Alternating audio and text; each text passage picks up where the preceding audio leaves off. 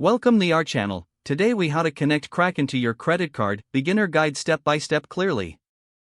To connect your Kraken account to your credit card, start by logging into your Kraken account. If you don't have an account, create one by visiting the Kraken website and following the sign up instructions. Once logged in, navigate to the funding section found on the main menu. In the funding section, select the option labeled deposit. From the deposit options, choose credit/debit card. Next, click on Add credit/debit card to proceed with the connection. You will need to enter your card details, including the card number, expiration date, and CVV. Ensure that the billing address matches the address linked to your credit card. Once you've entered all necessary information, review it for accuracy. After confirming that everything is correct, submit your card details. Kraken may send a verification charge to your card to confirm ownership. Check your bank statement for this small charge, which typically appears as a pending transaction. On your Kraken account, navigate back to the verification section.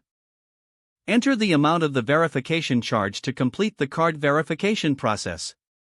Wait a few moments for Kraken to process this information. Once verified, you can now use your credit card for deposits on the platform. To make a deposit, return to the funding section and select your credit card. Enter the amount you wish to deposit and confirm the transaction. The funds should appear in your account shortly after completing the deposit. Always ensure that you monitor your account for any unauthorized transactions. That's it. Your Kraken account is now connected to your credit card. If the page does not load, refresh the browser or try again in a private or incognito. Make sure you are using the correct email address, then retype it carefully to avoid small typos. If your password is not accepted, use the reset option and create a new strong password you can remember. Check your spam folder for verification or security emails, then complete any requested confirmation steps. Enable two-factor authentication if available to improve account security and reduce unauthorized access risk.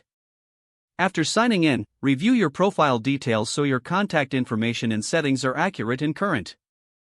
If you see an error message, note it down and try again after restarting your device and internet connection. Log out when you finish, especially on shared devices, to keep your account and payment information secure. Don't forget to like this video and subscribe to our channel for more step-by-step tech guides.